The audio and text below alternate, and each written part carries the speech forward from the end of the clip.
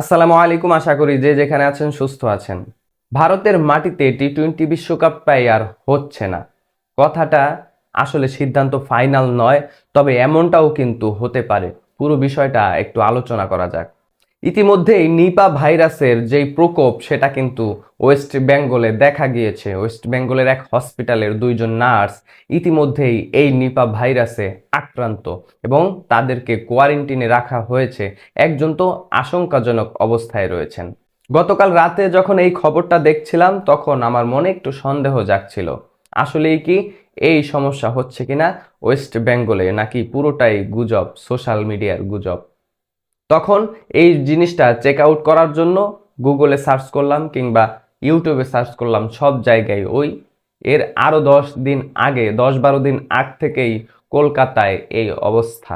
বিভিন্ন এয়ারপোর্টে যারা বিদেশে যাচ্ছে তাদেরকেও আসলে নজরদারি রাখা হচ্ছে ওই যে নিপা ভাইরাস তাদের শরীরে রয়েছে কিনা, কিংবা ওই যে দুইজন নার্স আক্রান্ত হয়েছে তাদের সংস্পর্শে যারা এসেছিলেন তাদেরকেও কিন্তু পর্যবেক্ষণে কোয়ারেন্টিনে রাখা হয়েছে।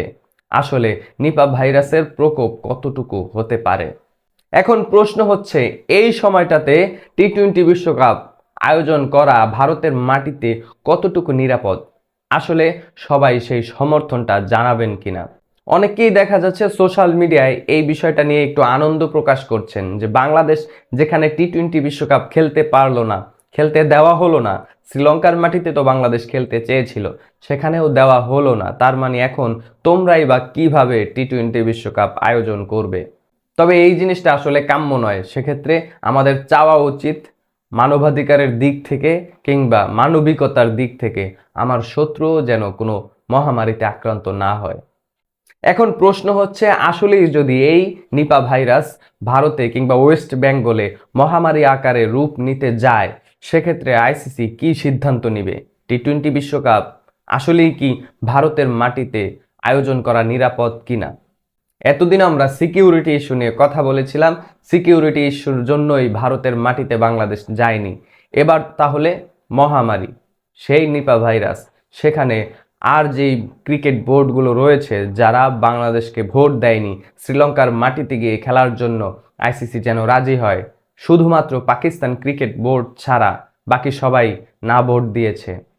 এখন তারা আসলে কোন পর্যায়ে, কোন পরিস্থিতিতে, কোন দিকে মুভ করবে, আইসিসি বা কোন সিদ্ধান্ত নেবে? পুরো টি-20 বিশ্বকাপই তো এখন হুমকির মুখে, কেননা আয়োজক দেশই তো ইন্ডিয়া।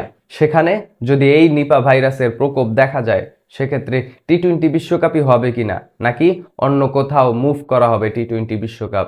কমেন্ট বক্সে আপনার মূল্যবান মন্তব্য অবশ্যই জানাবেন। আসলেই কি ভারতের মাটিতে এই মুহূর্তে টি-20 বিশ্বকাপ আয়োজন নিরাপদ কিনা?